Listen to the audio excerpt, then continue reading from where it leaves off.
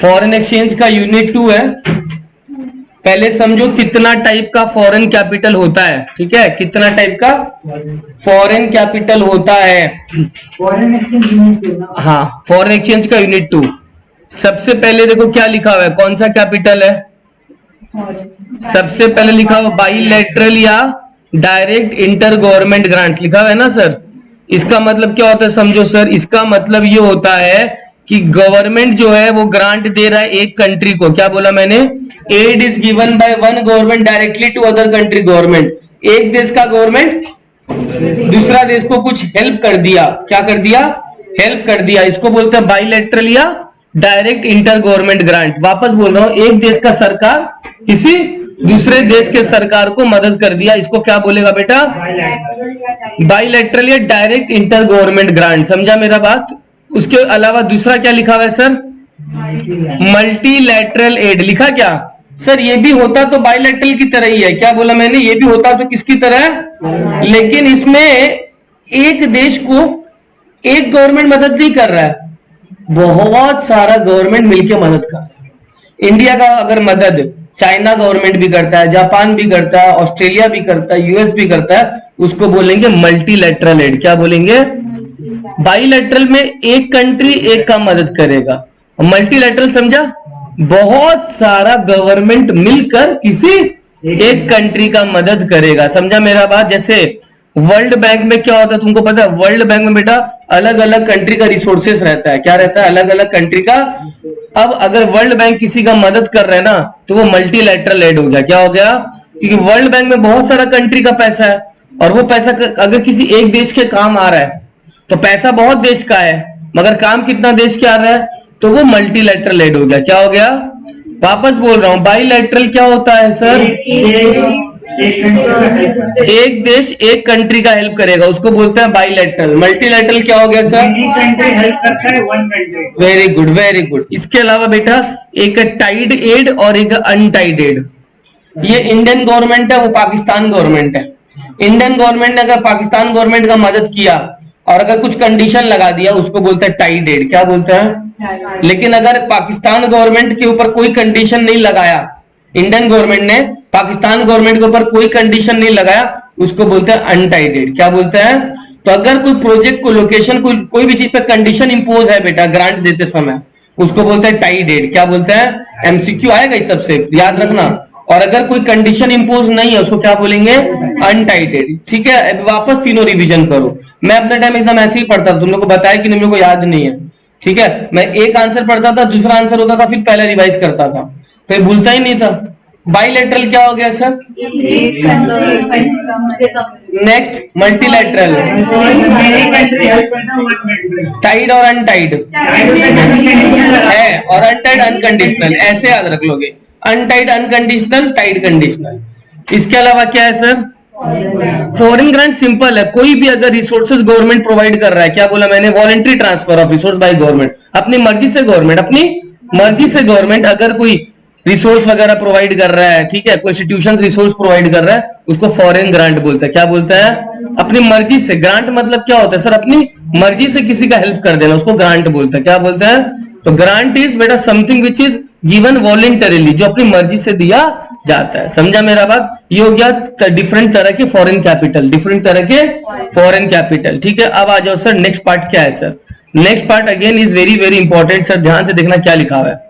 कितना तरह का बोरिंग्स होता है, क्या बोला मैंने, बोरिंग्स कितना तरह का होता है सर। पहला बोरिंग्स क्या है, direct inter government loan. Direct क्या करता है, एक कंट्री दूसरे कंट्री से क्या ले लेता है, उसको बोलते हैं direct inter government loan. India को पैसा चाहिए ना, नेपाल में भूकंप आया था याद है कुछ साल पहले नेपाल में, तो नेपाल को पैसा अगर चाहिए तो वो दूसरा कंट्री के गवर्नमेंट से मांगेगा पैसा, उसको बोलते हैं डायरेक्ट इंटर गवर्नमेंट लोन। अगर किसी देश को डायरेक्ट पैसा चाहिए किससे, कोई भी गवर्नमेंट से, उसको क्या बोलते हैं। लेकिन अगर गवर्नमेंट से लोन नहीं लेके तुम्हारे पास क्या तरीका है, वर्ल्ड बैंक से पैसा ले लो, इंटरनेशनल मॉनेटरी फंड, ये सब जगह से क्या ले लो, पैसा ले लो, तो वो भी एक तरीका है। Are you getting my point. क्या बोला मैंने, पहला तरीका क्या बोला सर, या तो डायरेक्ट ले लो या फिर बड़ा बड़ा इंस्टीट्यूशन से पैसा ले लो। थर्ड क्या पता है, सॉफ्ट लोन्स। क्या बोला मैंने, सॉफ्ट लोन्स होता है क्या सर? ये जो वर्ल्ड बैंक वगैरह है ना, इनका बहुत सारा एजेंसीज होता है। क्या होता है इनका बहुत सारा? तो उनका एजेंसीज को बोलो, क्या बोलो? इसका बहुत सारा एजेंसीज होता है, तो उनको बोलते हैं सॉफ्ट लोन। तुम डायरेक्ट वर्ल्ड बैंक के पास नहीं जा रहा, क्या बोला मैंने? तुम डायरेक्ट बेटा वर्ल्ड बैंक के पास नहीं जा रहा, तुम किसके पास जा रहे? इनका एजेंसीज के पास जा रहा है। किसके पास जा रहे हैं? इनका तीन तरह का हुआ। पहला क्या बोला मैंने? जल्दी बोलो, पहला क्या था? इसमें क्या होता है सर? उसके बाद या तो इंस्टीट्यूशन से ले लो, या फिर वर्ल्ड बैंक वगैरह का एफिलिएट्स है बेटा, उनसे ले लो। एफिलिएट जैसे एग्जांपल दिया, क्या दिया वहां पे? आईडीए दिया। आईडीए का फुल फॉर्म होता है बेटा इंटरनेशनल डेवलपमेंट एसोसिएशन। तो ये एफिलिएट्स है किसका? वर्ल्ड बैंक का। चौथा क्या है बेटा? सीधा बात है, एक्सटर्नल कमर्शियल बोरिंग्स। क्या होता है बेटा external commercial boring? Sir external commercial borings होता है अगर तुम सीधा बाहर कोई भी देश से पैसा ले ले रहा है। क्या बोला? बाहर कोई भी देश से अगर पैसा ले ले रहा है उसको क्या बोलते हैं? External commercial boring. कितना हो गया सर? 4। एक्सटर्नल कमर्शियल बोरिंग मतलब वापस बताऊं सर, एक्सटर्नल कमर्शियल बोरिंग मतलब कोई भी देश से अगर बाहर में तुम पैसा ले लिया उसको क्या बोलेगा sir? External commercial boring. Next, तुम्हारा एक्सपोर्टर बाहर है, यूएस में है, तुम उसे उधार में सामान लेता है तो उसको क्या बोलते हैं? एक्सपोर्टर से जिससे रोज का काम होता है तुम्हारा, उसे उधार लेता है तो उसको बोलते हैं ट्रेड क्रेडिट फैसिलिटीज। क्या बोलते हैं? ट्रेड क्रेडिट फैसिलिटीज को क्या बोलेगा? Trade credit facility. समझा? ये पांचों का पांचों नाम याद हो गया? फटाफट अभी पूछने वाला हूं मैं, बताओ फटाफट पांचों का पांचों नाम क्या? बोलो।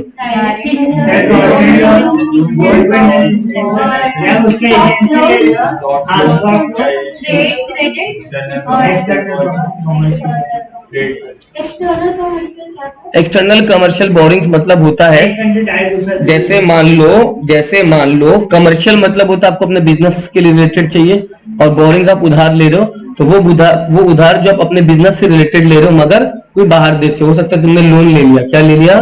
तो वो ईसीबी बोलते हैं। क्या बोलते हैं? ईसीबी का फुल फॉर्म होता है external commercial borrowings. These borrowings are used not for trading purpose, but तुमको कोई बिजनेस बनाना है, अपना एस्टैब्लिश करना है, उसके लिए तुम ले रहा है एक्सटर्नल कमर्शियल बोरिंग्स। क्या ले रहा है?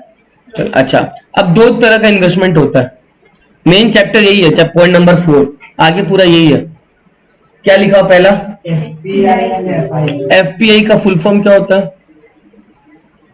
Foreign portfolio investment. क्या होता है? और एक एफआईआई है, फॉरेन इंस्टीट्यूशनल इन्वेस्टर। क्या बोला? ये पॉइंट नंबर 1 हो गया, एफपीआई एंड एफआईआई।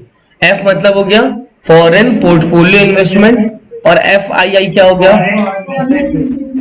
और नेक्स्ट क्या है? इन तीनों का मतलब एकदम क्लियर रहना चाहिए, तुम लोगों को पूरा चैप्टर समझ में आ जाएगा। ये तीनों टर्म का मतलब समझना होगा। पहला टर्म क्या है? Foreign portfolio investment. फिर क्या है? FII, foreign institutional investors. और क्या है? एफडीआई। एफडीआई का फुल फॉर्म है, अगर मैं तुमको एफपीआई का मतलब समझाऊं, कुछ नहीं है, तुम अगर बाहर का देश का कुछ स्टॉक खरीद रहा है, शेयर खरीद रहा है, तुम उसका ओनर बन गया क्या? तुम उसका शेयर में पैसा लगाया तो उसका ओनर तो नहीं ना बना।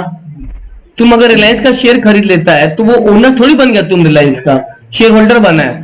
वही शेयर अगर तुम रिलायंस का ना खरीद के कोई बाहर की कंपनी का खरीदो, किसका खरीदो? कोई, उसको बोलते हैं बेटा फॉरेन पोर्टफोलियो इन्वेस्टमेंट। क्या बोलते हैं? वैसे बाहर के कंट्री वाले हमारे यहाँ इंडिया में लगाते हैं तो पैसा, तो उनके लिए वो फॉरेन पोर्टफोलियो हो गया। अरे बाहर वाला देश का आदमी अगर यहाँ पैसा लगा रहा है तो वो उनका फॉरेन पोर्टफोलियो हो गया। अगर मैं बाहर के देश में लगा रहा हूं तो मेरा फॉरेन पोर्टफोलियो हो गया। यानी एक आदमी का अपना कंट्री का भी पोर्टफोलियो हो सकता है या फिर बाहर की। अगर मैं अपने देश में पैसा लगा रहा हूं स्टॉक शेयर्स में तो वो मेरा डोमेस्टिक पोर्टफोलियो हो गया। लेकिन अगर मैं अपना देश में लगा के चाइना, जापान, यूएस में पैसा लगा रहा हूं तो वो पैसा मतलब स्टॉक शेयर्स में लगा रहा हूं तो वो मेरा क्या हो गया? Foreign portfolio. Are you getting my point? अच्छा, इसके अलावा सर एक टर्म और है, एफआईआई। मिला क्या? एफआई पहले समझो, ये देखो पॉइंट नंबर 1 एफपीआई के बारे में क्या लिखा है, बहुत इजी है। क्यों पैसा लगा रहे तुम दूसरा देश में शेयर में? क्यों लगा रहा है? रिटर्न मिले। तुम अगर आज शेयर 1 लाख में खरीद रहा है तो 10 साल बाद तुम भी तो चाहेगा वो 1 लाख का 1.5 लाख हो जाए, 2 लाख हो जाए। तो फॉरेन पोर्टफोलियो में तुम रिटर्न चाहता है। क्या चाहता है? और कोई इरादा? तुम चाहते तुम्हारा जो कैपिटल है वो बढ़े ना घटे? बढ़े। तुम आज 1 लाख लगा रहे हैं, 10 साल बाद वो कितना हो जाए? 1.5 लाख हो जाए, 2 लाख हो जाए, 3 लाख हो जाए, ये सुन लो। तो उसमें तुम्हारा मकसद क्या है? खाली सर क्या चाहिए? रिटर्न चाहिए। उसको बोलते हैं एफपीआई। क्या बोलते हैं? एक बार पढ़ो दृष्टि पॉइंट नंबर 1। आकाश पानी का खाली बोतल दो तो पीछे। The sole intention of a foreign portfolio investor is to earn a remunerative अच्छा रिटर्न मिले। through investment in foreign securities and is primarily concerned about the safety for their capital. Of their capital. The likelihood of appreciation in its value and the return generated. क्यों लगा रहे? एक अच्छा return मिले, मेरा capital का value बढ़े, appreciate करे, जो रिटर्न मिले वो अच्छा मिले। इसलिए हम लोग बाहर के देश में क्या लगा रहे हैं? पैसा लगा रहे हैं। ये सुन लो। दूसरा पॉइंट क्या लिखा हुआ है?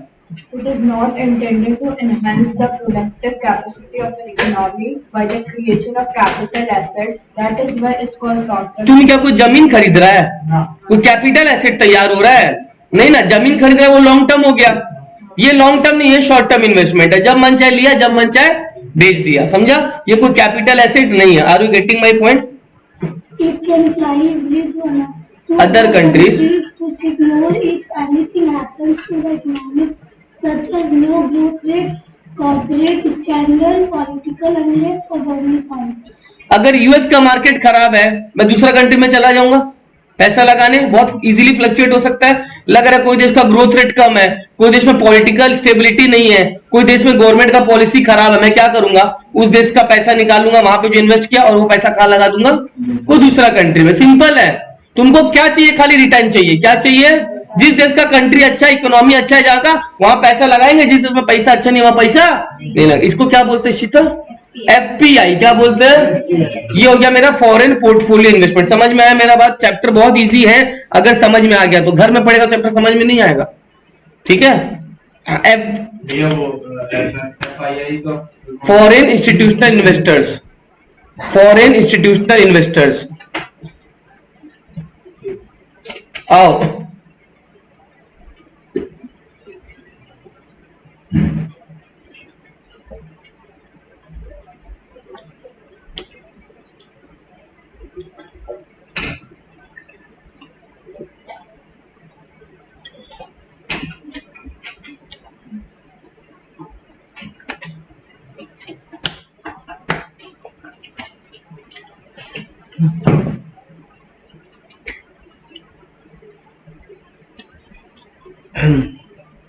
ये जो एफपीआई है या फिर एफआईआई है, दोनों में कुछ ज्यादा फर्क नहीं है। अगर मैं ऑस्ट्रेलिया के शेयर्स में पैसा लगाता हूं तो मेरा फॉरेन का पोर्टफोलियो बढ़ा, और मैं कहलाऊंगा फॉरेन इंस्टीट्यूशनल इन्वेस्टर्स। क्या कहलाऊंगा? I am a foreign institutional investor. समझा मेरा बात? जो मेरा पोर्टफोलियो तैयार हो रहा है वो गया फॉरेन पोर्टफोलियो। क्या हो गया? एक चीज बताना, क्या मेरे को गुड्स मैन्युफैक्चर करना था क्या? तो it is not concern with manufacture of goods not concern with provision of service. ना कोई गुड्स बनाना, ना कोई। मेरा मकसद ऑलरेडी तुम लोग को बता चुका, खाली क्या करना है। अरे अगर मैं कोई यूएस का कंपनी में पैसा लगा रहा हूं, उस कंपनी को खरीद लूंगा, उसके कंपनी के अफेयर्स को कंट्रोल करूंगा, बस। क्या चाहिए मेरे को? Such investors also do not have any intention, कोई इरादा नहीं है, of exercising the voting power or controlling or managing the affairs of the company in which securities they invest. मैंने सिक्योरिटी खरीदा है, मगर मेरा इरादा नहीं है कि उस कंपनी का कोई कंट्रोल करूं, कोई कंपनी का अफेयर्स को मैनेज करूं। ऐसा मेरा कोई इरादा। मेरा इरादा क्लियर है यार, अभी तो बता। रिटर्न यार क्या है? समझा मेरा बात? तो वही लोग है फॉरेन इंस्टीट्यूशनल इन्वेस्टर्स। क्या है? अगर बाहर के लोग यहाँ पैसा लगा रहे हैं, उनका पोर्टफोलियो इन्वेस्टमेंट हो रहा है, और उन लोगों को क्या बोलेंगे?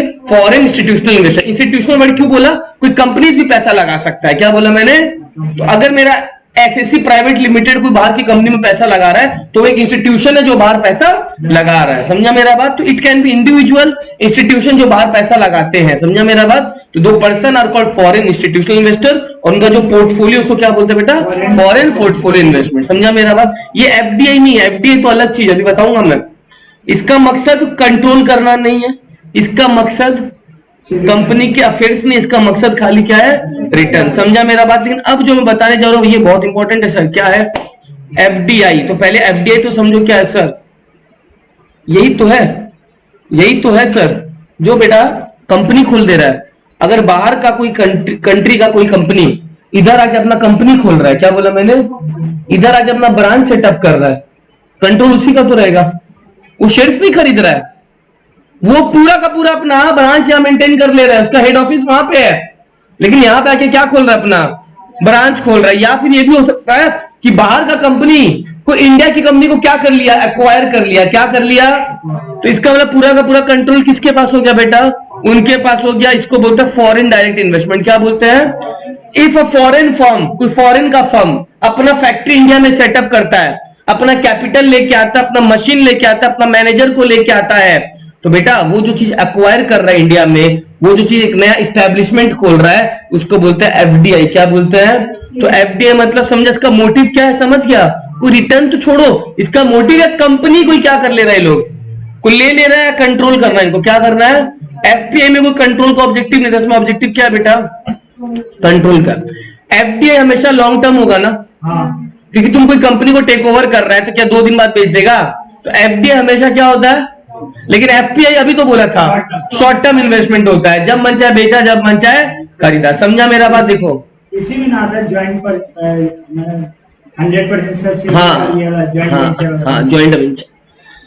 Foreign investor is given at least 10% voting right. जो फॉरेन इन्वेस्टर है उसको कम से कम कितना वोटिंग राइट मिलता है, ये कम से कम है मेरे भाई, 30 भी हो सकता है, 40 भी हो सकता है, लेकिन कुछ भी हो जाए 10 से नीचे वोटिंग पावर का परसेंटेज नहीं रहना चाहिए। समझा मेरा मतलब, तो फॉरेन इन्वेस्टर्स को कम से कम कितना परसेंट वोटिंग पावर मिलेगा, कम से कम 10%। Are you getting my point, उससे ऊपर तो मिल सकता है, कोई प्रॉब्लम नहीं है। तो एफडीआई का मकसद समझा, क्या मकसद है सर, कि भैया इधर आके कंपनी को खोलो, कंट्रोल करो, और कम से कम 10% वोटिंग पावर रहेगा। क्लियर हो गया।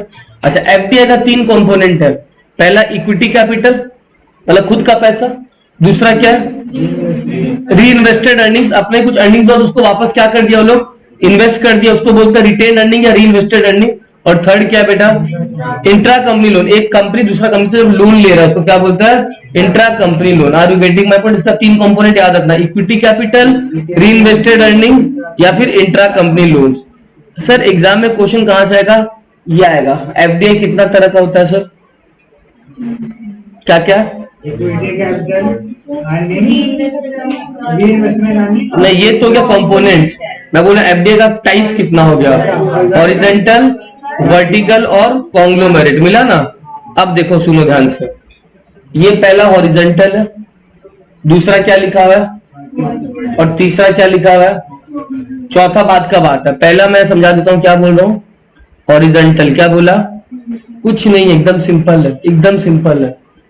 अगर मैं ऑस्ट्रेलियन कंपनी हूं, मैं ऑस्ट्रेलिया में जो धंधा करता था ना वही धंधा इंडिया में करूंगा, बात खत्म, मेरा लाइन चेंज, उसको बोलता हॉरिजॉन्टल एफडीआई। क्या बोला, जो धंधा इंडिया में करता, ऑस्ट्रेलिया में करता था वही धंधा, वो एफडीआई कौन सा हो गया बेटा, same line of product change, उसको बोलते हैं हॉरिजॉन्टल। जो धंधा, अगर कपड़ा का धंधा था तो वहां हम इंडिया में भी क्या करूंगा बेटा, अगर ऑस्ट्रेलिया में सेलफोन का धंधा था तो इंडिया में भी क्या करूंगा, उसको बोलते हैं हॉरिजॉन्टल। क्या बोलते हैं sir, horizontal. Are you getting my point. पढ़ो क्या लिखा हुआ है शीता, it refers to the foreign manufacturing of products and services roughly like those the firm produces in its home market. जो होम मार्केट में प्रोड्यूस करता था अपना फॉरेन मार्केट में वही प्रोड्यूस करने वाला है।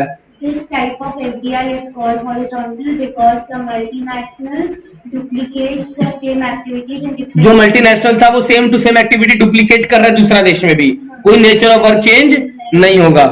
Horizontal FDI arises because it is too costly to serve the foreign market by exports due to transportation costs or trade barriers.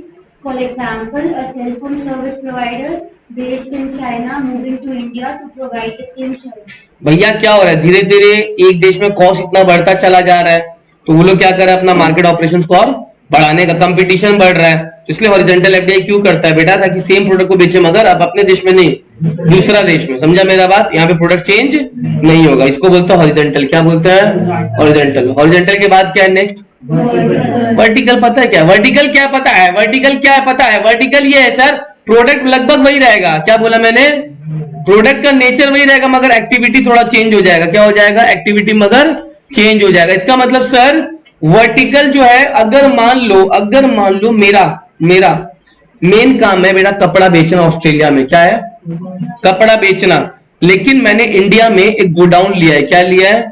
जहां से मैं कपड़ा का हो सकता है बेटा एजेंसी सेट करके रखा हूं। वो गोडाउन क्या करता है समझ रहा है? वो गोडाउन इंडिया में है, वो मेरा ऑर्डर ले रहा है, ऑर्डर का कहां से भेजना है वो काम कर रहा है। मतलब इंडिया में काम क्या उसी से रिलेटेड है, मगर सेम काम नहीं है। ऑस्ट्रेलिया में क्या हो रहा है? कपड़ा सेल हो रहा है, लेकिन इंडिया में काम वो नहीं हो रहा है। इंडिया में काम क्या हो रहा है? एक एजेंसी बैठा हुआ जो ऑर्डर कलेक्ट करता है, प्रमोशन करता है, एडवर्टीजमेंट करता है। तो मेरा इंडिया का एक्टिविटी का ऑस्ट्रेलिया का एक्टिविटी को सपोर्ट करता है कि नहीं करता? सपोर्ट करता है ना, लेकिन सेम काम है क्या? काम अलग है मगर एक्टिविटी रिलेटेड है, सप्लीमेंट है। क्या है बेटा? सप्लीमेंट। जैसे अमेजन वाला क्या करता है बेटा? अमेजन का मेन काम मेन पता है कहां पे? अमेजन इंडिया का थोड़ी, अमेजन कहां का है? बाहर का कंट्री है, बाहर का कंपनी। अमेजन तो मेन कहां का है? अमेजन फ्लिपकार्ट सब कहां का बेटा? बाहर का। लेकिन इंडिया में का धंधा चलता है। तो हाँ, फ्लिपकार्ट इंडिया में, फ्लिपकार्ट का ओरिजिन कहीं और ही से हुआ है। हाँ, ठीक है, तो ये सब बाहर का है कंपनी। 2007 में इसको लाया गया था इंडिया। ठीक है, तो ये कंपनी सब कहां का है बेटा? बाहर का। लेकिन इंडिया में अपना एक्टिविटी कर रहा है, तो एक्टिविटी कर रहा है तो उसको बोलते हैं बेटा फॉरवर्ड एंड बैकवर्ड इंटीग्रेशन। क्या बोलते हैं? इनका मेन काम कहीं और बाहर हो रहा है, लेकिन इंडिया में इनका एक्टिविटीज चलता है। Are you getting my point? इसको बोलते हैं फॉरवर्ड एंड बैकवर्ड इंटीग्रेशन। तो ये मेन काम क्या हो रहा है बाहर में, लेकिन इंडिया में इससे मिलता जुलता एक्टिविटी लोग करता है। इसको क्या बोलते हैं? वर्टिकल। क्या बोलते हैं? वर्टिकल। समझा मेरा बात? मैंने तुम लोग को बताया था ना अमेजन का गोडाउन ऑस्ट्रेलिया का कितना बोला था, याद है क्या? तुम लोग नहीं पता? अमेजन का गोडाउन यूएस में या कहां पे कितना बड़ा तुमको पता है? अपना जितना बड़ा हावड़ा है ना इतना बड़ा वहां पे गोडाउन है। एक शहर, छोटा शहर बन जाए इतना बड़ा वहां पे गोडाउन। समझा? तो अमेजन बहुत हाई स्केल पे चलता है बाहर में। नाम भी जरूर, ठीक है, हाँ, नाम भी आता है। कॉन्ग्लोमेरेट। हाँ, टाइप ऑफ एफडीआई। सर ये क्या होता है सुन लो, एकदम अलग, एकदम अलग। अगर ऑस्ट्रेलिया में कुछ और कर रहा हूं कपड़ा का तो इंडिया में सीमेंट का करूंगा। अगर ऑस्ट्रेलिया में एसी का करूंगा इंडिया में वाटर बॉटल का करूंगा। किंगफिशर यही तो किया, किंगफिशर यही तो किया सर। एयरलाइन से दारू अलग अलग है, कहां एयरलाइन और कहां दारू, तो वो अलग अलग, वो कॉन्ग्लोमेरेट है। समझा मेरा बात? टाटा अलग अलग, फोन का फिर गाड़ी का, कहीं गाड़ी का कर रहा है कहीं फोन का कर रहा है, कहीं एसी का, तो वो कॉन्ग्लोमेरेट है। क्या है? समझा? एकदम अलग अलग लाइन है। समझा? तो हॉरिजॉन्टल में एकदम सेम लाइन, वर्टिकल में लाइन सेम नहीं है मगर उसको सपोर्ट करता है। क्या करता है? सप्लीमेंट्री है। और कॉन्ग्लोमेरेट क्या हो गया सर? एकदम अलग अलग। समझा मेरा बात? एकदम unrelated to its existing business. अपना एग्जिस्टिंग बिजनेस से बिल्कुल क्या है? अनरिलेटेड। मैं अपना देश में जो करूंगा दूसरा देश में वो नहीं करूंगा, कुछ और ही करूंगा। समझा मेरा बात? ये ध्यान रख लेना। Next two way direct foreign investment मन मन में पढ़ लो।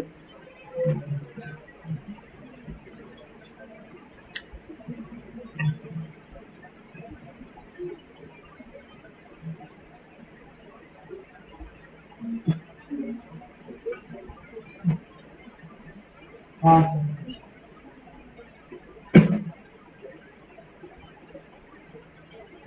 मतलब ये कोई जगह का जो चीज स्ट्रॉन्ग है तो उसी पे वही बनाते ये हैं। दो कंट्री तो उसका डिफरेंट अपना होता है।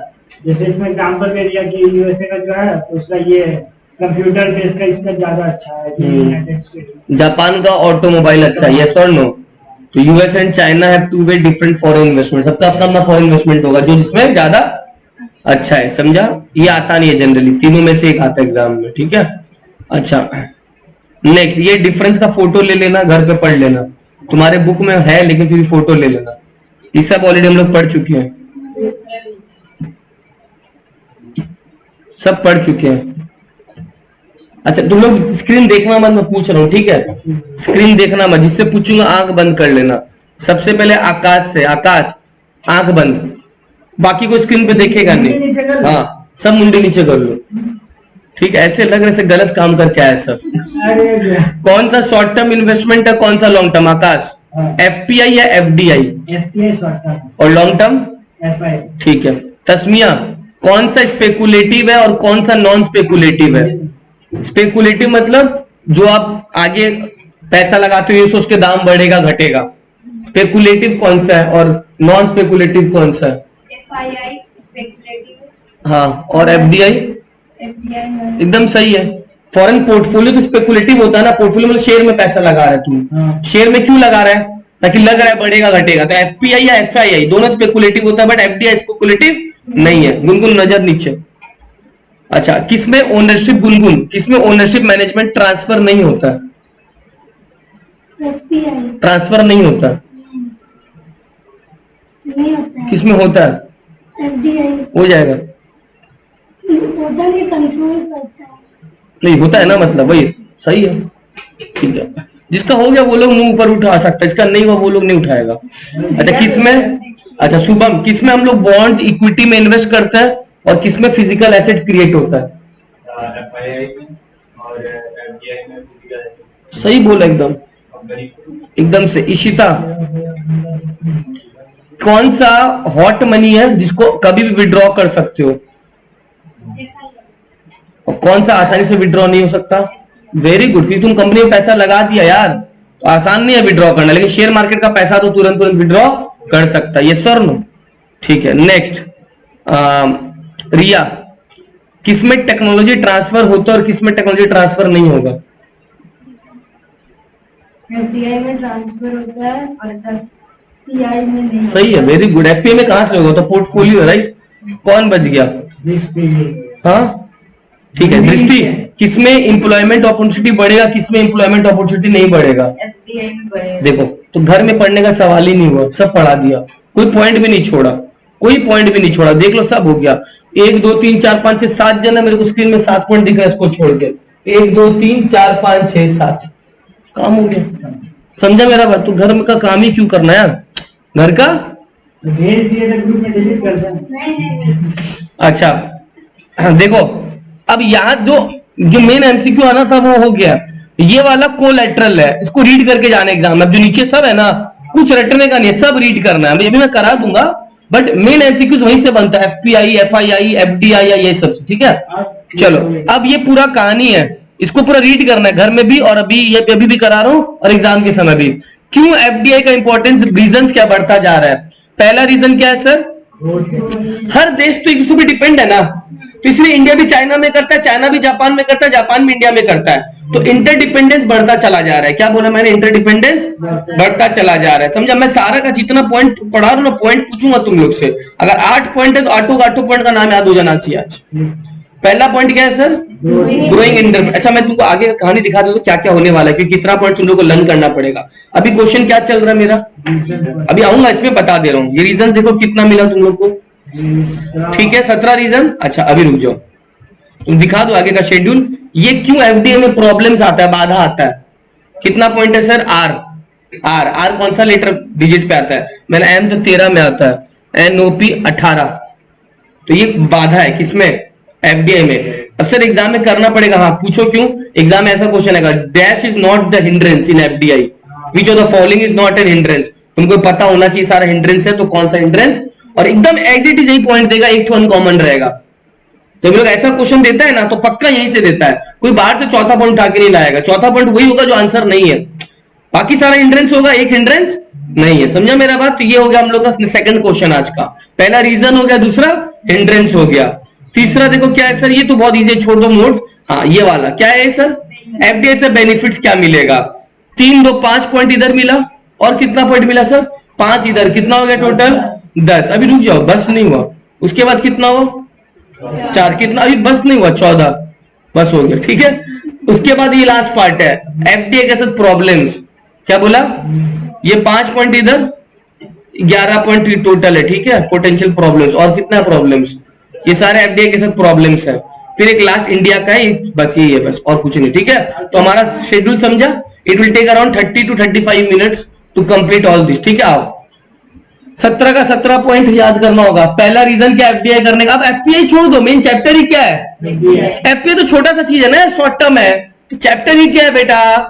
एफडीआई। पहला पॉइंट समझा, इंटरडिपेंडेंस बढ़ता चला जा रहा है। दूसरा क्या बोला सर? भैया इंटरनेशनलाइजेशन मतलब समझ रहा है, ट्रेड लिमिटेड नहीं है, ट्रेड का बाउंड्रीज क्या हो गया? प्रोडक्शन बढ़ गया, इन्वेस्टमेंट बढ़ गया, तो लोग और ज्यादा बाहर इन्वेस्ट कर रहा है। थर्ड पॉइंट, अगर एक जगह ही खाली काम करेगा तेरा रेवेन्यू बढ़ेगा क्या? नहीं, तुमको लार्ज स्केल में काम करना है। किस स्केल में? तो तुम्हारा रेवेन्यू बढ़ेगा तभी तुम एफडीआई कर रहा है, यस और नो? तभी तो बाहर का कंट्री लोग यहाँ पे आके क्या करता है? पैसा लगाता है, प्रॉफिट बढ़ रहा है। Lack of feasibility of licensing agreement. तुम एक चीज समझो सर, जितना ज्यादा टेक्नोलॉजिकल चेंजेस हो रहा है, क्या बोला मैंने, results in lack of feasibility of agreement with foreign producers. Agreement उतना ज्यादा दिक्कत हो जा रहा है, क्यों? तुम समझो टेक्नोलॉजी बार बार चेंज हो रहा है। कोई आया है क्या? आवाज आएगा गेट का? ओ ठीक है। टेक्नोलॉजिकल चेंजेस हो रहा है, क्या हो रहा है सर? टेक्नोलॉजिकल चेंजेस हो रहा है, जिसके कारण सर फॉरेन अग्रीमेंट्स को बार बार चेंज कराना पड़ता है। किसको चेंज करना पड़ता है? क्योंकि बार बार टेक्नोलॉजी चेंज हो रहा है, right. Necessity to retain direct control. तुम एफडीए करेगा, तुम हमेशा ये तो चाहेगा कि तुम्हारा देश में तो कंट्रोल रहे तुम्हारा, मगर साथ साथ तुम जहां पैसा लगा रहे जिस कंट्री में, वहां पर भी तुम्हारा कंट्रोल रहे। यस और नो? इसलिए आदमी एफडीए करता है। क्या करता है कि दोनों जगह पे कंट्रोल उसी का रहे। एफडीए में ओनरशिप भी तो आता है, याद है ना? ओनरशिप भी आता है और बेटा कंट्रोल भी आता है, राइट। तो एफडीए का मेन क्या है पता है? कंट्रोल तुम्हारे पास रहे। एक आदमी एफडीए क्यों करता है पता है? धीरे धीरे वो पूरा जगह में एफडीए कर देगा ताकि उसका मोनोपोली हो जाए। क्या हो जाए?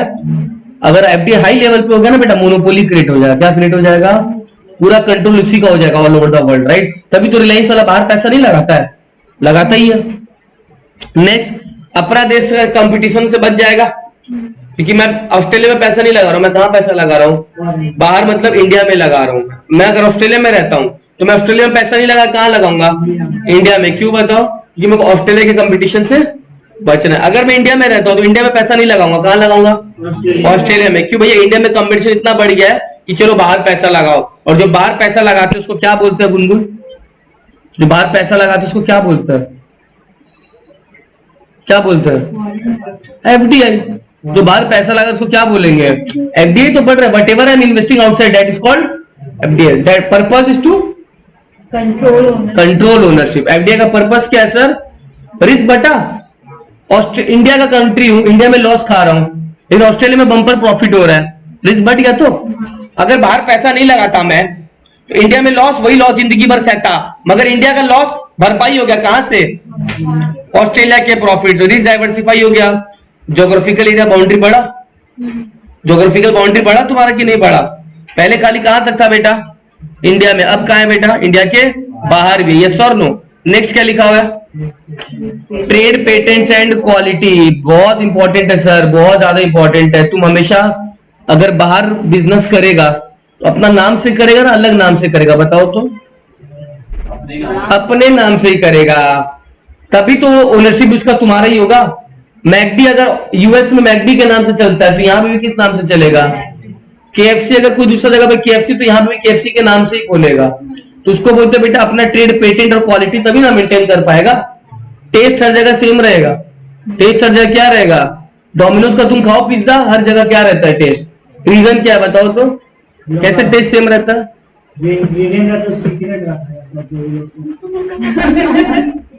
सबसे बड़ा चीज है जब आप ट्रेनिंग लेते हो ना बेटा, ट्रेनिंग पीरियड में आपको उस हिसाब से सिखा दिया जाता है।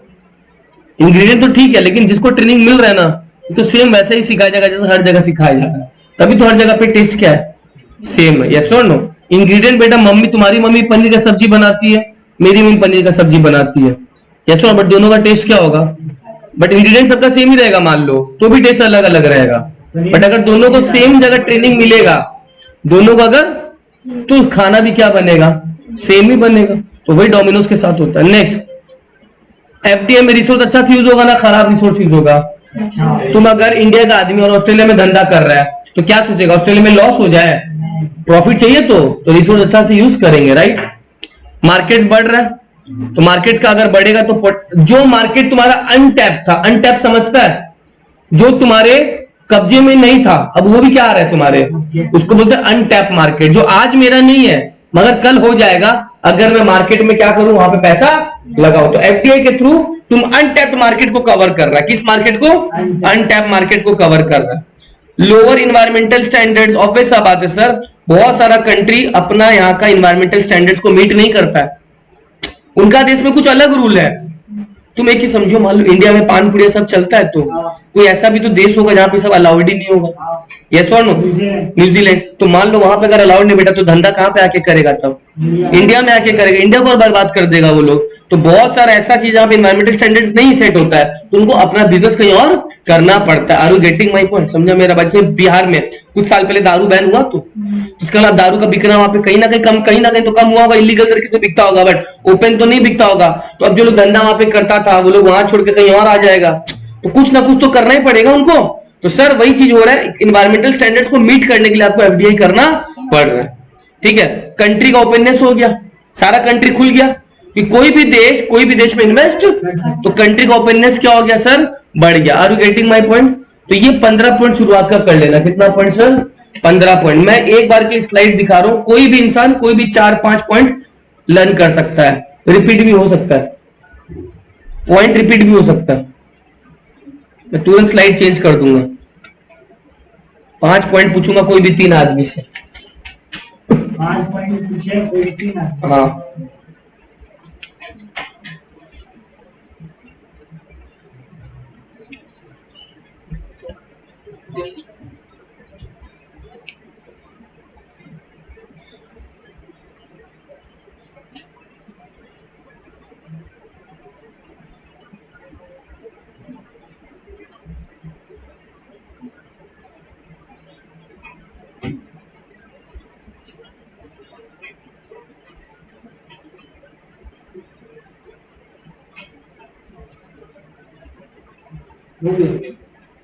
चलो इधर का भी देख लो, किसको देखना है तो।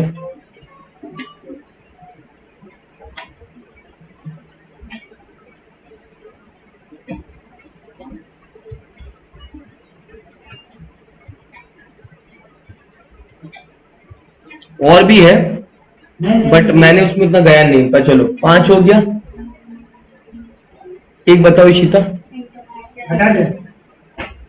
एक बताओ। Geographical proximity. एक तो economic integrity, Optimum utilization. Economy of large scale. की raw material Risk diversification. Diversification. Deficiency. और कुछ? हाँ, मिनरल्स की minerals, Trade and competition. Geographical. Openness. Interdependence. Interdependence. हाँ, trade patent equally. Avoid competition.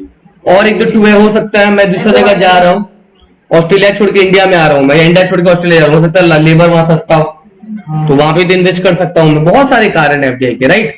Tax कम हो सकता है ऑस्ट्रेलिया में, इंडिया में टैक्स ज्यादा है, तो ये सब भी कारण है, राइट। तो ये सब मेरा औकात है, कंपिटिटिव पोजीशन है मेरा, तो क्यों ना करूं, मेरा औकात है तो क्यों ना करूं मैं। ठीक है, वो होता है कंपिटिटिव, ये कंपिटिटिव पोजीशन, दोनों अलग अलग है। ठीक है, मेरे को ग्रोथ का स्कोप ज्यादा ऑस्ट्रेलिया में मिलेगा, तो कहां पैसा लगाऊं, तो ये सारे और रीजन है। ठीक है, अब सुनो ध्यान से मैं क्या बोल रहा हूं। यहाँ पे टोटल M से A से लेके R पॉइंट है। कितना पॉइंट है? R।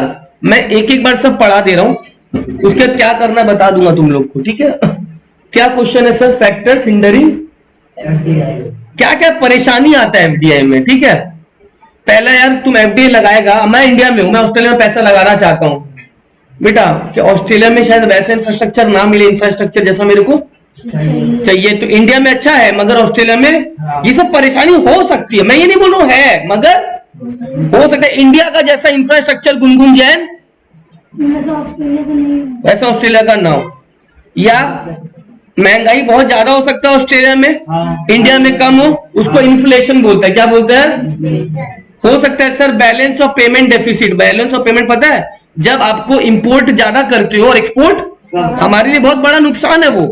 इंपोर्ट ज्यादा करना बहुत बड़ा खतरा का घंटी है, और एक्सपोर्ट ज्यादा करना अच्छा है।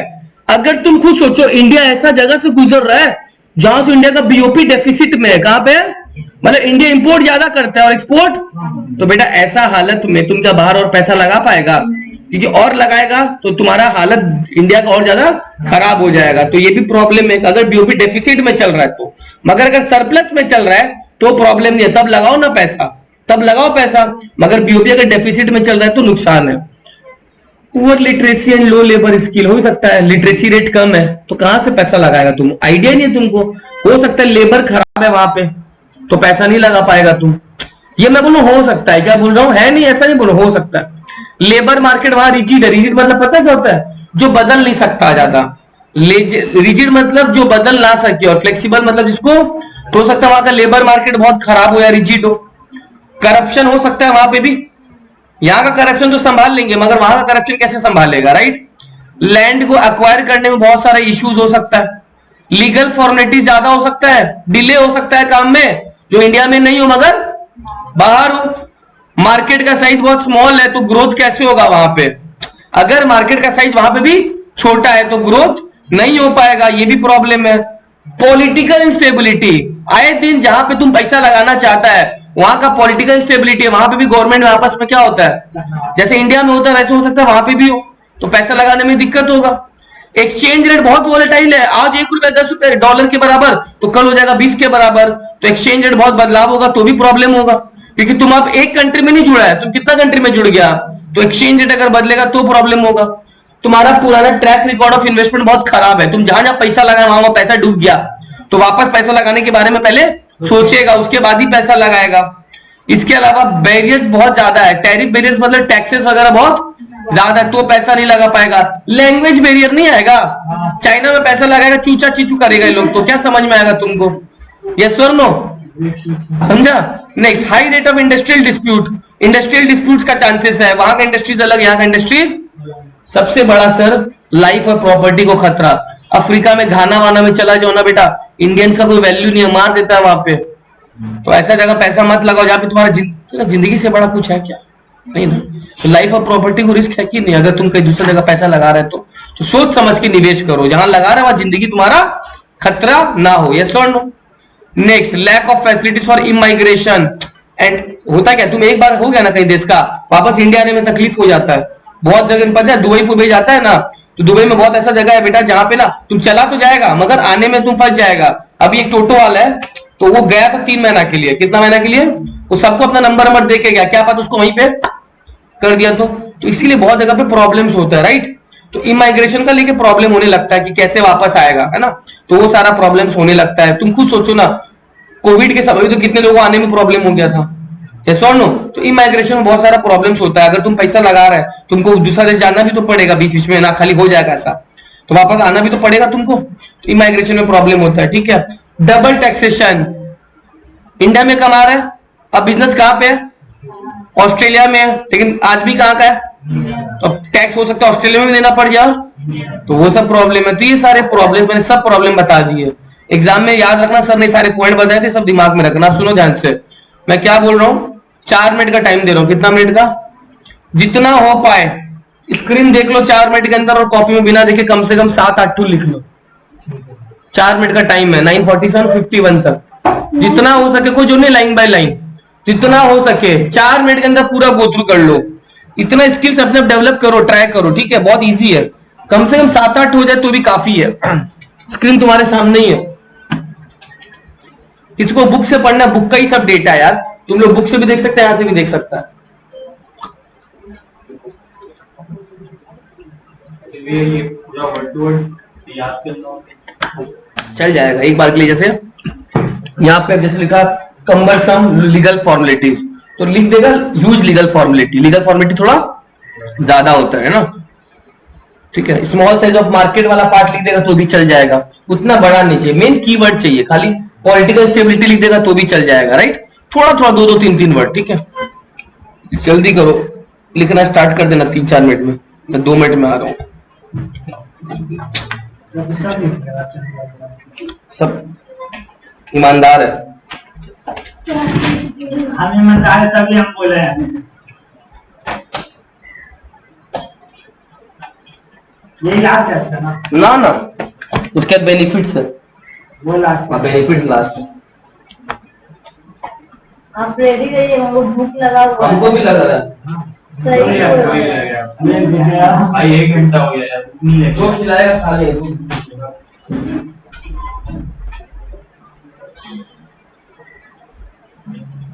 अरे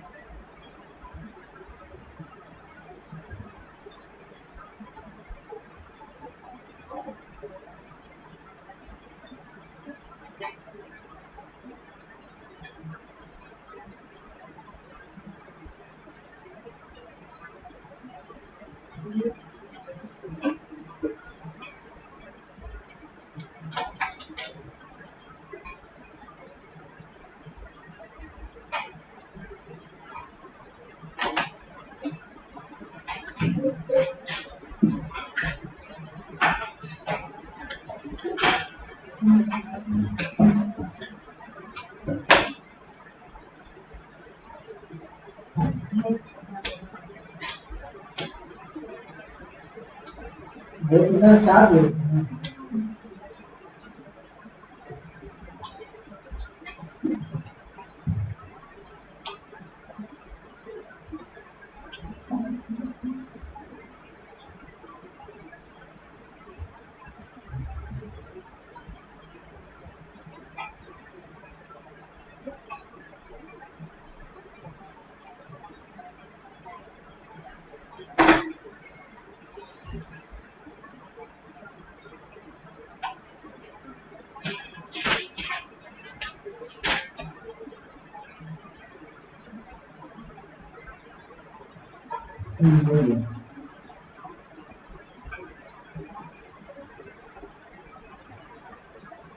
वर्ड की वर्ड नहीं लिखा है।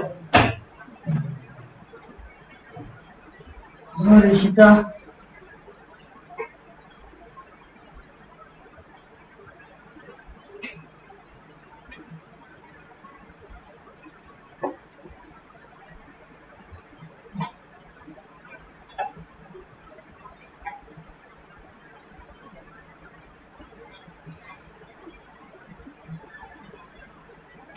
वर्ल्ड कप टीम का ये हुआ सिलेक्शन हो देखिए इसको किसको दिया है बेकार ये फिर बताइए ना ये क्या है और ऐसे रखो ना जडेजा बोलिया, ऋषभ पंड्या, सूर्य कुमार यादव बोलिया, संजू सैमसन बोलिया, शिवम दुबे, अक्षर पटेल, कुलदीप चहल, आशुतोष सिंह, जसप्रीत, मोहम्मद सिराज।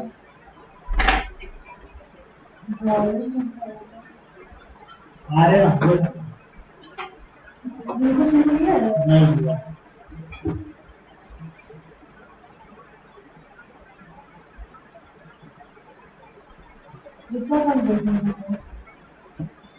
पकड़ा कीजिए अरे भैया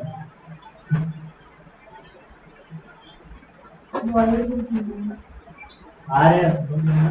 और कौन शर्मा है तो उसको भी मिल गया जो तेज बॉलिंग कर नाम क्या है?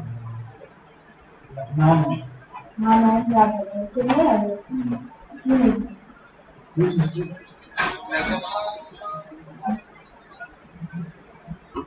सुनो ना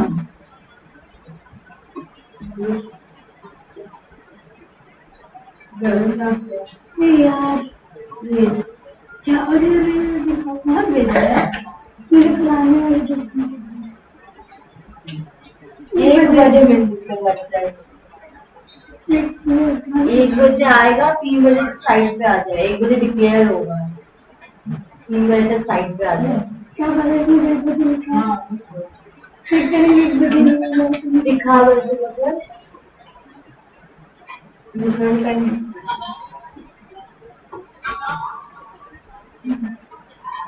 और इसमें ट्यूशन समझ आता है वो वाला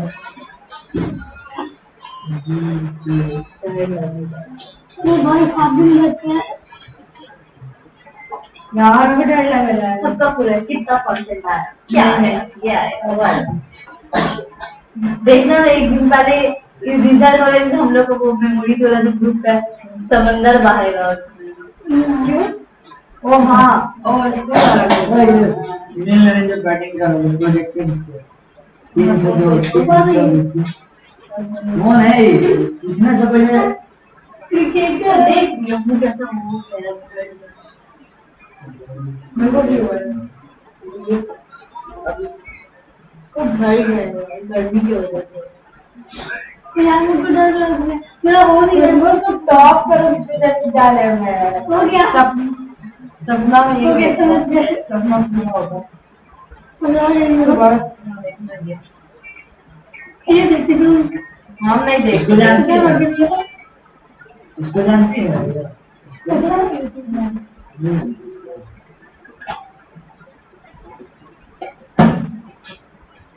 क्या खेल रहा हम नाम से नहीं पहचान पाए। सीएसके में क्या है महीना तो बैठा रहता है जब चलता था ना अकेले सब अच्छे बॉल में अच्छा रहता है बॉल कब आया हाँ बॉलर ही है वो बैट्समैन अरे इडियट श्रीलंका का नहीं ऑस्ट्रेलिया का है वो मलिंगा मलिंगा का नहीं बोलता है मलिंगा कृष्ण मलिंगा का बात है वो कश्यप के नाम कश्यप सिक्किम गई मेरी फ्रेंड कश्यप मस्त वीडियो बनाने हम उस पहाड़ पर नीचे की तरफ चलते हैं ऐसा मजा आएगा बताओ हाँ चढ़ नहीं पाओ चढ़ नहीं। उसके ऐसा पारी नीचे से हम लोग केदार आते हैं मुझे सांस नहीं आ रहा है चुप्पी मत रहना नहीं गिरते मेरा भाई बोला केदारनाथ जग रहे हम लोग एक साल हो जाएगा अभी तो बोल रहा है कि मन तेरा सही चला अभी 11 तारीख को फिर कपाट चल रहा है ऐसा पीना लगता है मेरे को ऑफर चलो ये केदारनाथ अब पूरा पैसे लेके जाएंगे मेरे को बोल रहे हम लोग तुम ही जाओ गर्मी में कौन चलता है सोती हो अरे लेके जाता है और नहीं ऐसे भी हम छुट्टी नहीं चला पहुंचने में भी कर लेते हैं पागल हो जाएंगे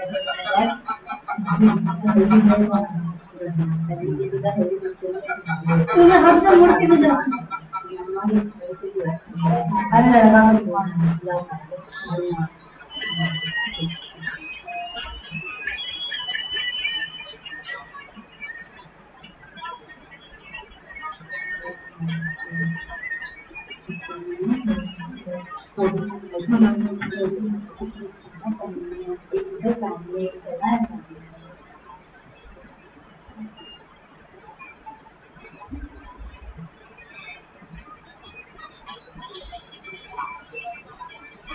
छोटे अच्छा नहीं हुआ है अच्छा नहीं होगा अच्छा इधर बढ़िया वही लड़की है ये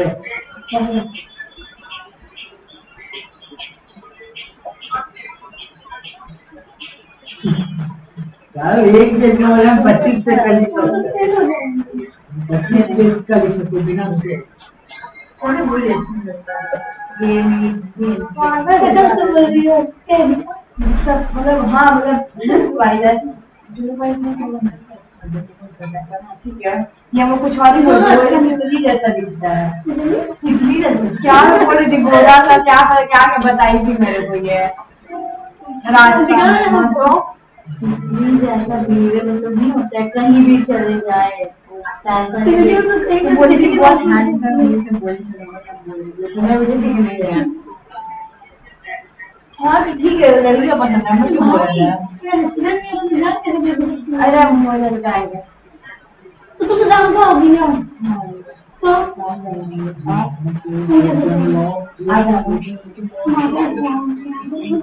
क्या सोच के बोलती हो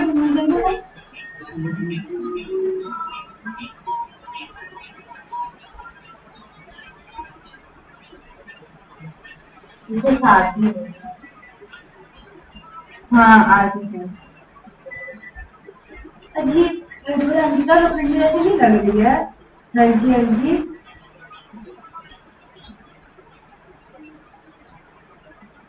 भाई मेरे को डर लग रही नहीं वो तो ये अंकिता का खंड ले आ रही फिलहाल खंड में अरे पवित्र रिश्ता वाली अच्छा अच्छा यही ना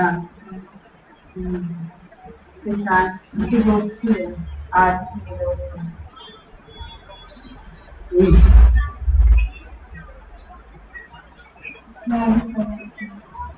ये वर्ल्ड कप नहीं है इंस्टाग्राम चलाने में डर छोड़ दो बंद कर दो टाइम देखो कि टाइम स्क्रीन हटा दो आईडी 159 तक पहुंचता है तो इतना आईडी हटा दो देख क्रिस्मिन का क्या देखी है सॉन्ग का रिव्यू तुम्हारा कैसे फ्लैश हो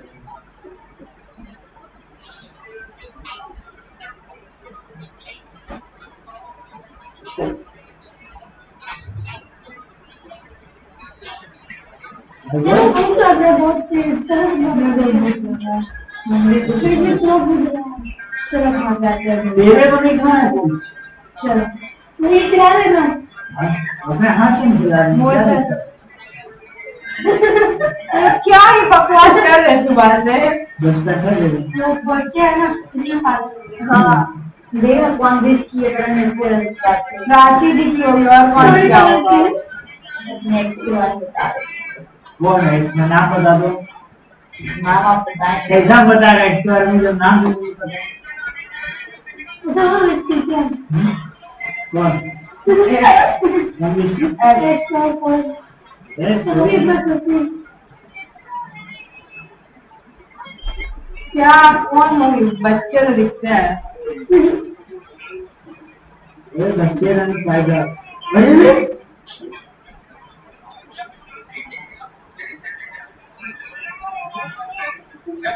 चलो ना तुम मेरा चलो ये इसको जानती है? तो इसको जानती है? हम नहीं जानते तो अभी खेलते हैं मुझे वाला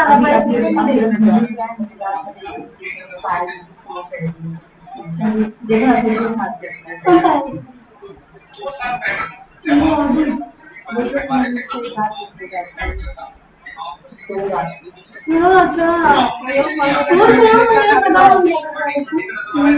अरे मेरे वैसे भी करा क्या खाने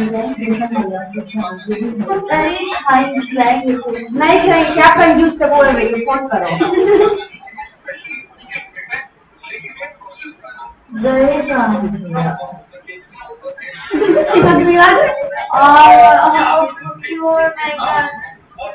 गंदी और चिपको मत।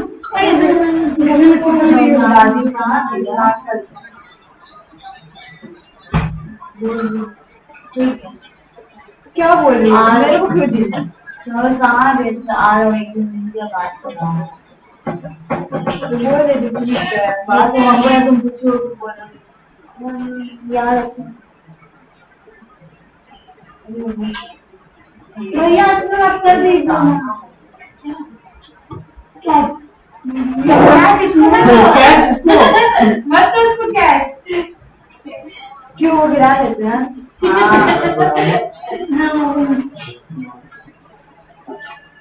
फोन से पेमेंट नहीं होगा नहीं मैंने कोशिश की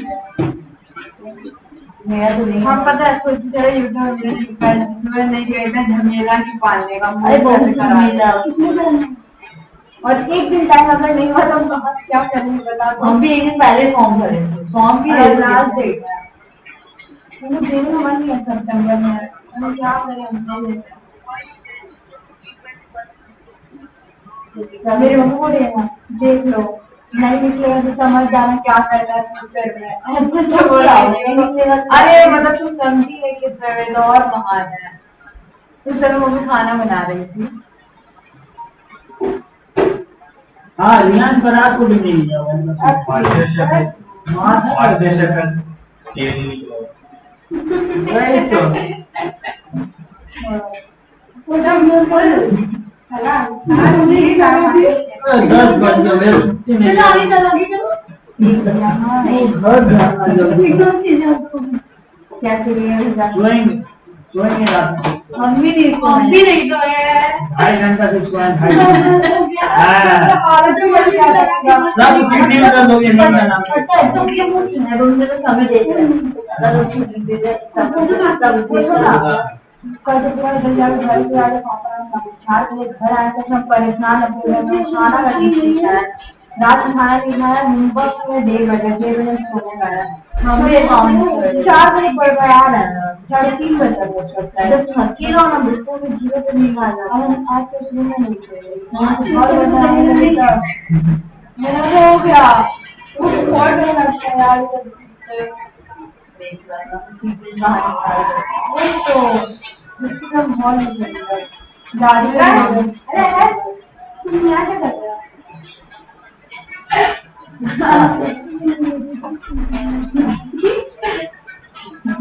नहीं थोड़ा वाला है इसका करना पड़ेगा मत हुआ कैसे पाल लेता है हमको बहुत डर लगता है तो डर लगता है काट बात मेरे घर में बड़ा सुंदर से कम हो गया। तुम मेरे से बोलो स्टूडेंट है।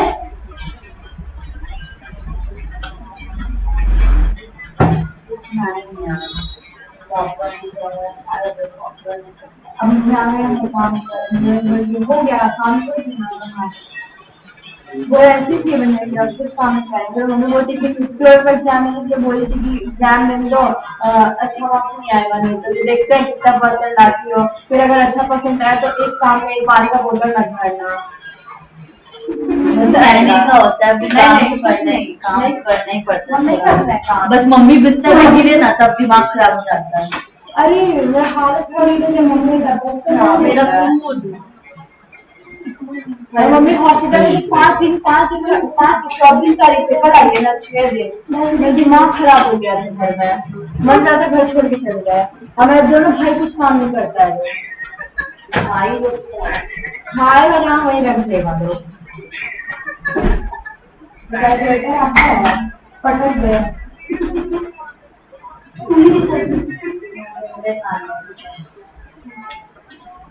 क्या देखते हैं? अबे यार हाँ देखने से ही आता है।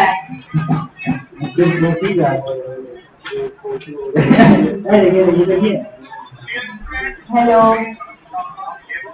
हाँ ट्यूशन में है।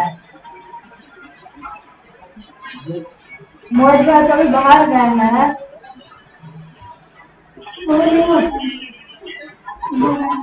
हाँ वॉशरूम गई है। आइटम निकल भैया बहुत देर बात करके आना मेरा आवाज। हेलो हाँ मुझे बाहर ठीक है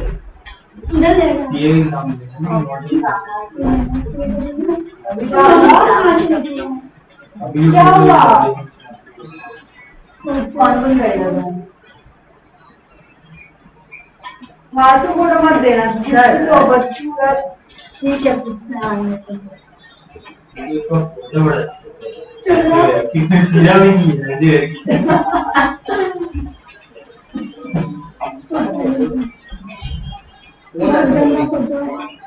हाँ ठीक है, बाद में बात कर लीजिएगा। चलो कितना लिखा बोलो? सबसे ज्यादा कौन लिख पाया? कितना? पीछे चले जाओ। ये सब क्या हो रहा है? हाँ? कितना हुआ? चेंज हो गया। ठीक है, 8 मोटा मोटी चला गया सबका, राइट? इसमें एक इन्फ्लेशन सभी को लिखा होगा, मेरे को ऐसा लगता है। ठीक है, उसके अलावा ये सब हाँ ठीक है, इसके अलावा डबल टैक्सेशन लिखा है कोई? एक्सचेंज रेट वॉलेटिलिटी भी लिखा है कोई? नहीं लिखा कोई। ये जो 3-4 बोले सब कॉमन है, ये सब ध्यान रखो। लैंग्वेज बैरियर लिखा है कोई? उसके अलावा लीगल फॉर्मेलिटीज नहीं लिखा। छोटा size, small size of market नहीं लिखा। क्यों नहीं लिखा आकाश? क्लिक ही नहीं किया, 7 को बोले थे, 7 को फिगर क्लिक किया। अच्छा, ये तो पक्का लिखा होगा, like lack of security to life and property. तस्वीर आप कुछ तो लिखियो, कुछ में हाँ नहीं कर रहे हो तो लिखियो। ये लिखा है लाइफ एंड प्रॉपर्टी वाला। मेरे पॉइंट शुभम के साथ कॉमन बहुत ज्यादा खा रहे हैं। ये सब जो बोल रहे बहुत कॉमन पॉइंट है, सब लिखना चाहिए था, मेरा बोलने का मतलब है। हम बता क्या हाँ मम्मी नहीं मैं अभी जस्ट लिख रही, ठीक है? दोपहर में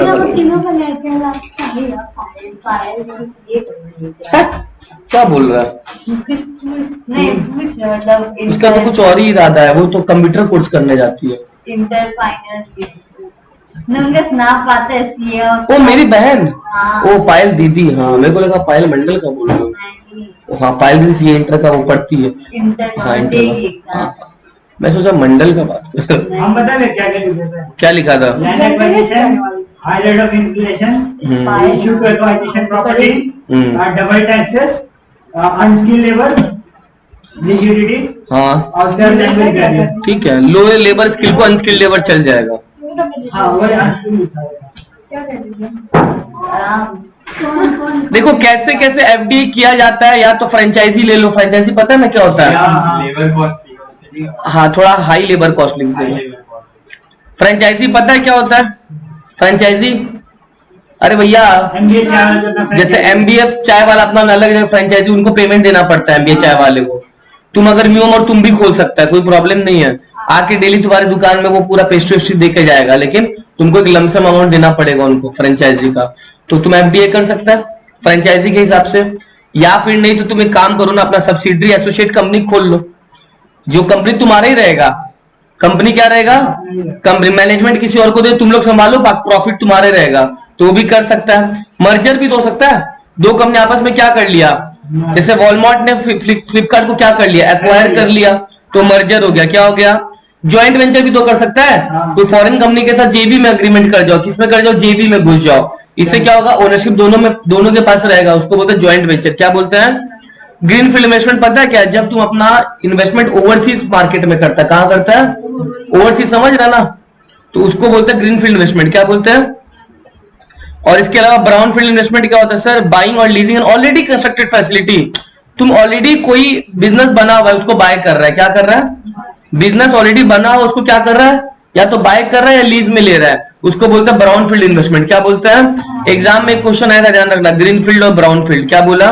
ग्रीन फील्ड जब नया नया तुम स्टार्ट करता हो उसको ग्रीन फील्ड बोलते हैं, और ब्राउन फील्ड बना हुआ है उसको ऑलरेडी तुम क्या कर रहा है? खरीद ले रहा है, लीज पे ले रहा है, उसको ब्राउन फील्ड बोलते हैं। क्या बोलते हैं?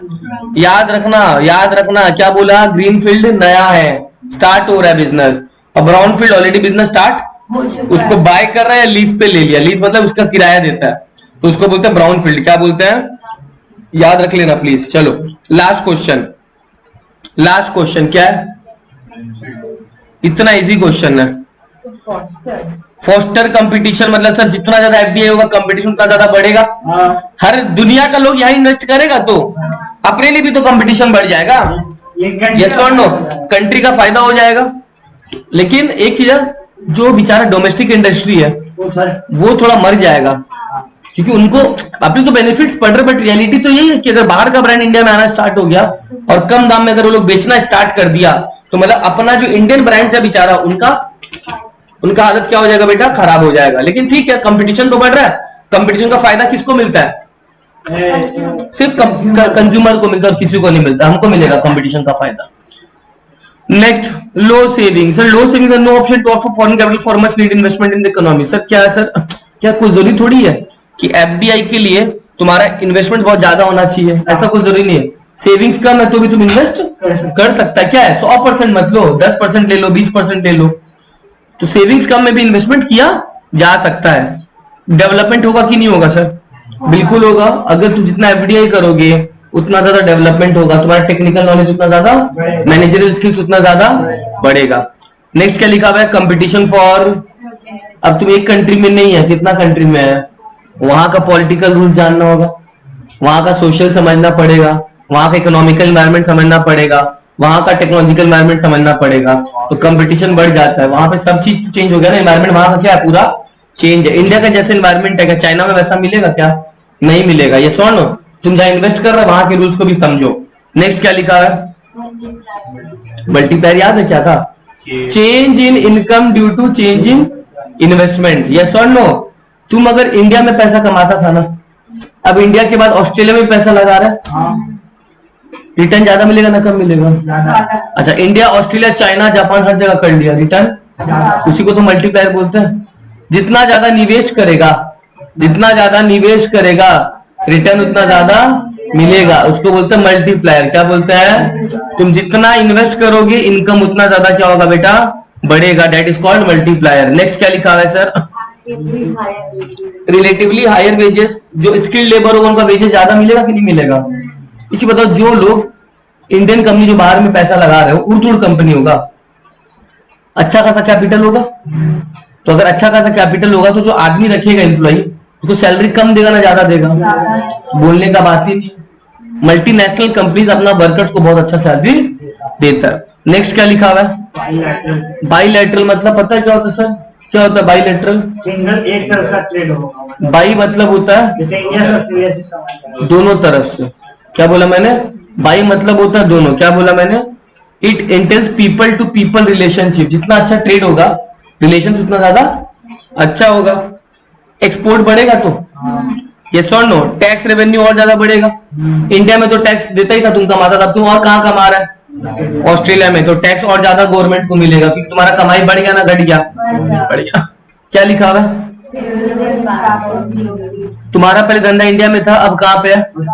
ऑस्ट्रेलिया में। इसका मतलब तुम ऑस्ट्रेलिया में सामान देता है अपना, एक्सपोर्ट बढ़ेगा तो जो बीओपी डेफिसिट में था वो किस में कन्वर्ट हो जाएगा? सरप्लस में कन्वर्ट हो जाएगा। यानी तुम्हारा एक्सपोर्ट बढ़ेगा। एक्सपोर्ट अगर बढ़ेगा तो तुम्हारा बैलेंस ऑफ पेमेंट ठीक हो जाएगा, लेकिन अगर इंपोर्ट बढ़ेगा तो बैलेंस ऑफ पेमेंट, तो क्या ज्यादा अच्छा है बोलो तो हमारे लिए?